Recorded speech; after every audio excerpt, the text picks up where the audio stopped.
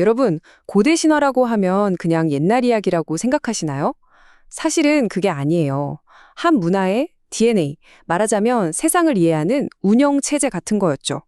자, 오늘은 고대 한국인들이 홍수라는 엄청난 재앙을 가지고 어떻게 자신들의 세상을 설명했는지 그 흥미로운 이야기를 한번 파헤쳐 보겠습니다. 자, 한번 생각해 보세요. 세상에서 가장 오래된 이야기는 뭘까요? 그러니까 인류가 아주 오랫동안 여기저기 다른 곳에서 계속해서 반복해온 그런 이야기 말이에요. 정답은 바로 대홍수 이야기입니다. 좀 놀랍지 않으세요? 정말 신기하게도 지구상 거의 모든 문화권에서 이 거대한 재앙에 대한 이야기를 찾아볼 수 있거든요. 우리가 잘 아는 성경 속 노아의 방주부터 저 멀리 메소포타미아의 길가메시 서사시까지 이름이나 디테일은 조금씩 달라도 그 핵심 내용은 놀랄 만큼 비슷해요. 전부 다 거대한 파괴, 그리고 그 속에서 살아남는 기적적인 생존을 다루고 있거든요. 아니, 근데 왜 이렇게 홍수 이야기가 흔한 걸까요? 아마도 세상이 끝날지도 모른다는 인간의 가장 깊은 곳에 있는 두려움, 그리고 동시에 모든 게 무너져도 다시 시작하고 싶다는 희망, 이 두 가지를 동시에 건드리기 때문이 아닐까 싶어요. 한마디로 파괴, 그리고 새로운 시작에 대한 이야기인 거죠. 자, 그런데 여기서 정말 흥미로운 지점이 나옵니다. 전 세계가 이렇게 비슷한 홍수 이야기를 공유하는 동안 고대 한국에서는요, 좀 다른 일이 벌어져요. 이야기가 하나가 아니라 무려 세 가지의 완전히 다른 종류로 발전했다는 겁니다. 그리고 바로 이 차이점 속에 고대 한국인들만의 독특한 세계관이 숨어 있는 거죠. 연구자들이 밝혀낸 그 세 가지 유형이 뭐냐면 바로 인류의 재창조, 땅에 이름 붙이기, 그리고 도덕적 경고입니다. 자, 지금부터 이 세 가지 길을 따라서 고대 한국인들이 세상을 어떻게 바라봤는지 한번 같이 걸어가 볼까요? 좋습니다. 첫 번째 유형부터 시작해 볼게요. 이 이야기는 정말 근본적인 질문에서 출발합니다. 정말 만약에 세상이 완전히 멸망했다면 인류는 어떻게 다시 시작될 수 있을까 하는 질문이죠. 이걸 바로 인류 시원담이라고 하는데요. 이 이야기는 우리를 시간여행시켜서 거대한 홍수가 모든 걸 휩쓸고 간 바로 그 직후의 세상으로 데려갑니다. 한번 상상해 보세요. 세상은 텅 비어 있고 살아남은 사람은 딱 2명뿐입니다. 그런데 문제가 있어요. 그 두 사람이 남매였다는 겁니다. 와, 이거 정말 엄청난 딜레마죠?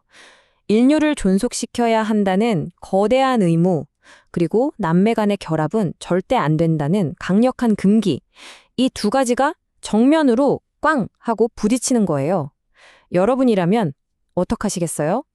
이건 인간의 힘으로는 도저히 결정할 수가 없는 문제잖아요. 그래서 이 남매는 하늘, 그러니까 초월적인 존재에게 그 답을 구하기로 합니다. 각자 다른 산봉우리에 올라가서 맷돌을 아래로 굴리면서 이렇게 기도하는 거죠. 그 결과가 어떻게 됐을까요? 정말 흥미로운데요. 맷돌이 합쳐지고 새로운 인류가 탄생하긴 하는데 그 과정이 절대 평범하지 않아요. 갑자기 박이 열려서 거기서 사람이 나온다거나 살점을 잘라서 세상에 흩뿌렸더니 그게 다 사람이 되었다는 식으로 굉장히 상징적으로 묘사되거든요. 이게 뭘 의미하냐면 그들의 결합이 단순한 남녀 관계가 아니라 세상을 다시 창조하는 아주 신성한 행위였다는 걸 강조하는 장치인 셈이죠.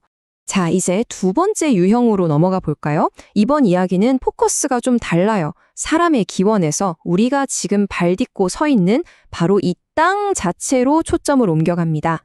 이 두 번째 유형을 지명유래담이라고 부르는데요. 이건 신화랑 현실 세계를 이어주는 다리 같은 역할을 해요. 그러니까 대홍수라는 엄청난 사건을 그냥 옛날 이야기로 끝내는 게 아니라 우리가 매일 걷는 땅, 저기 보이는 저 산의 이름하고 직접 연결시키는 거죠. 말 그대로 신화가 지도 위에 새겨진다고 할까요? 예를 한번 들어볼까요? 홍수가 났을 때 사람들이 배를 묶어뒀던 고리가 있던 곳은 지금도 고리라고 불리고요. 또 홍수 때 둑을 막으려고 앞치마, 즉 행주를 썼다는 전설이 있는 곳은 행주라는 지명으로 남았다는 식이에요. 정말 우리가 무심코 부르는 동네 이름 하나하나에 이렇게 치열했던 생존의 이야기가 숨어 있었던 거죠. 이게 뭘 의미할까요? 고대인들한테 자연은 그냥 산, 그냥 강이 아니었다는 뜻입니다. 모든 언덕, 모든 시냇물 하나하나가 우리 조상들의 거대한 생존 드라마가 새겨져 있는 뭐랄까 살아 숨쉬는 역사책이자 기념비였던 거죠. 자, 이제 드디어 마지막 세 번째 유형입니다. 이건 아마 세 가지 중에서 가장 드라마틱한 이야기가 아닐까 싶은데요.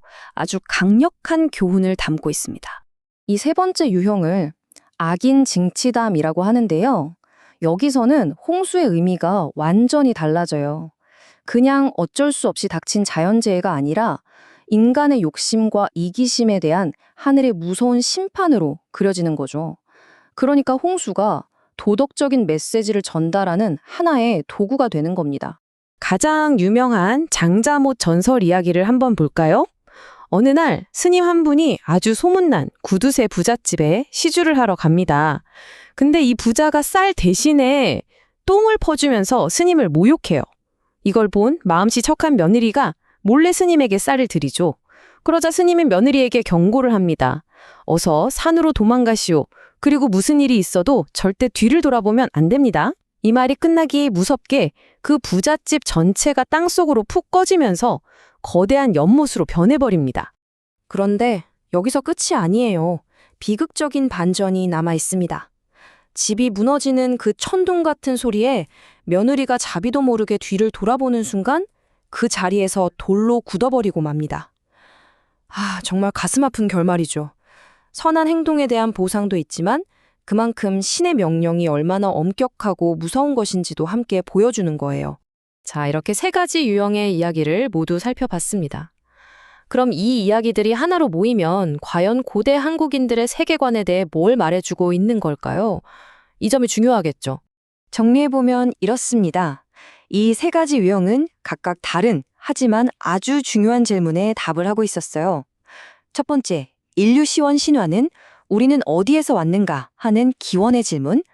두 번째, 지명 유래 신화는 우리가 사는 이 땅은 어떤 곳인가 하는 정체성의 질문. 그리고 마지막, 도덕적 경고 신화는 그렇다면 우리는 어떻게 살아야 하는가 하는 삶의 방식에 대한 질문에 답을 해주고 있었던 거죠. 그러니까 핵심은 이거예요. 이 세 가지 홍수 이야기는 그냥 따로따로 노는 게 아니었다는 겁니다. 우리의 기원, 우리가 어떻게 살아야 하는지에 대한 도덕, 그리고 내가 발 딛고 사는 이 땅의 이름까지 이 모든 걸 설명해주는 하나의 완벽한 세계관. 맨 처음에 말씀드렸던 것처럼 세상을 이해하는 운영체제 그 자체였던 거죠.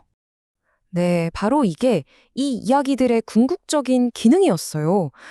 도무지 예측할 수 없는 자연재해라는 혼돈 속에서 어떻게든 질서와 의미를 찾아내고 그걸 바탕으로 우리 인간의 삶에 도덕적인 뼈대를 세우는 것.